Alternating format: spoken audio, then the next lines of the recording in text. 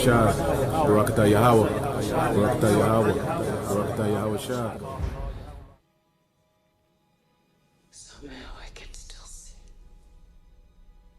Children look like burnt paper. Black. Not moving. And then the blast wave hits them. And they fly apart like leaves. Dreams. The end of the world are very common. It's not a dream anymore, it's real. I know the date it happens. I'm sure it feels very real to you. On August 29th, 1997, it's gonna feel pretty fucking real to you, too. Anybody not wearing 2 million sunblock is gonna have a real bad day. Get it? Good. You think you're safe and alive? No hands. Almost feels like you have a subconscious control over the dragon. I think it's going to be really a third arm for gamers. It is the ultimate augmentation, and it'll allow people to shoot where they're looking. It pulls you into the game because you're not distracted with keyboards, mice, and joystick. It's the perfect level of immersion. You feel like the dragon. There are no technologies that rival Naki. Our earbud detects very minute micro gestures in your face, head position, and biosensor signals, such as muscle signals, air pressure signals in the ear, and it translates those into direct commands. That allows you to control all the devices around you, from your television to a drone, to AR, VR, the metaverse, to even your desktop computer or gaming.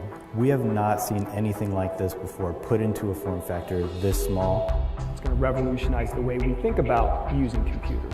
Imagine someone sitting there, apparently not talking or interacting with a keyboard and controlling devices. It is magical. We're always looking for the cutting edge technology for esports at Harrisburg University. It augments and enhances in a way the power, the effectiveness of the player playing the game. And it's not limited to just being able to do 2 inputs at a time with mouse and keyboard. You now have a third option. I've never heard or seen of anything like it. It's a revolutionary new technology. We're developing the technology on a basis that can scale, and with a view of integrating the technology in as many earbuds for as many applications as possible. The overall industry of esports is billions upon billions and continuing to grow. From our standpoint, there's only one market, it's the world. You feel like the dragon. Finance is on the ground here in Sin City, Las Vegas at CES 2024. It is one of the largest tech conferences in the world. We're here to give you the inside scoop on the technologies that will educate and enlighten and transform your portfolio.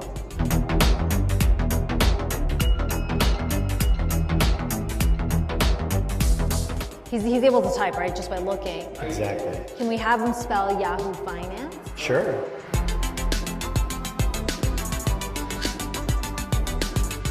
We are here with Naki Logix. It's a neural interface company that allows you to control digital devices like a laptop, hands-free, with this earpiece and facial gestures. He's not touching anything. He's not touching anything, so this is totally hands-free right now. Totally hands-free and voice-free. He's just looking at the text that he wants to type, and then it is being typed on screen. That is incredible. So this is all you need, this small earpiece. Exactly. Okay. You can play a video game. You can fly a flight simulator. Dave can fly a 737 in the flight simulator on his computer. Look straight. Look up. Looking at the top panel.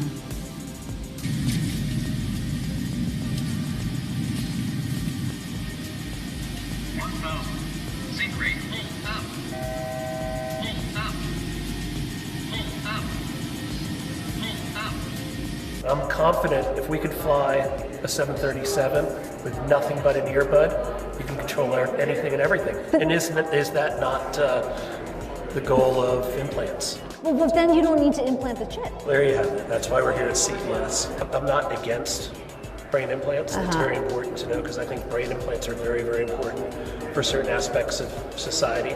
Those who are truly locked in, those who have severe neurological disorders, where technology like Noki may not be a fit. But for somebody who you want to consider a typical quadriplegic and healthier from that level, up to and including healthy, able-bodied people like us, this is the ability to almost telepathically, hands-free, voice-free, and screen-free control everything with nothing but a wearable. Elon Musk's brain chip startup Neuralink says it has received approval to begin recruiting patients for its first human trial.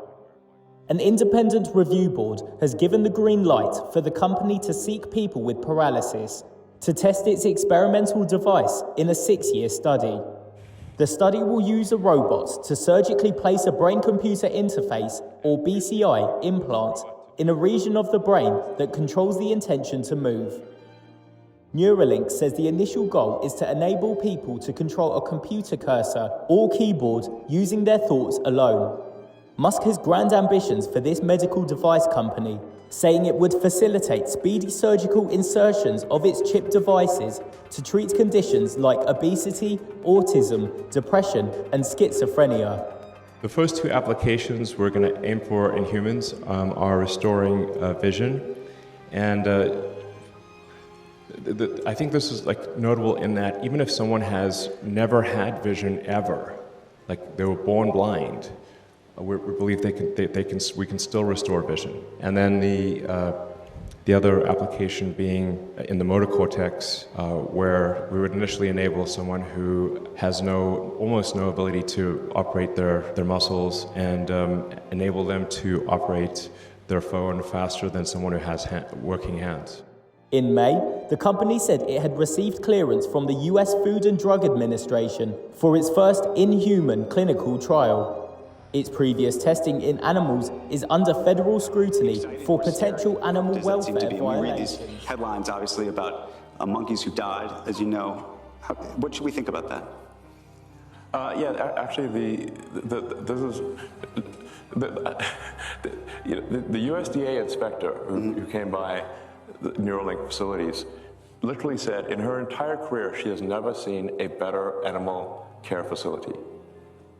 We are the nicest to animals that you could possibly be, even to the rats and mice, even though they did the plague and everything. It is like monkey paradise. The thing that gets conflated is that there were some terminal monkeys where, this is actually several years ago, where the monkeys were about to die. And we're like, okay, we've got an experimental device. It's the kind of thing we should only put on a monkey that's about to die. And then, now the monkey died, but it didn't die because of the Neuralink. It died because it was, had a terminal case of cancer or something like that. So, Neuralink has never caused the death of a monkey. It's the best, unless they're hiding something from me, it has never caused the death of a monkey. And in fact, we've now had monkeys with Neuralink implants for like 2-3 years, and they're doing great. So, and we've even replaced the Neuralink twice, and we're getting ready to do the first implants hopefully in a few months. The early implementations of Neuralink, I think, are unequivocally good. Speaking of the double-edged sword, I think these early implementations are single-edged sword, because the first implementations will be to enable people who have lost the brain-body connection to be able to operate a computer or a phone faster than someone who has hands that work. So you can imagine if Stephen Hawking could communicate faster than someone who had full body functionality. How incredible that would be. Well, that's what this device will do. And we should have proof of that in a human, hopefully in a few months. It already works in monkeys and works quite well with monkeys that can play video games just by thinking.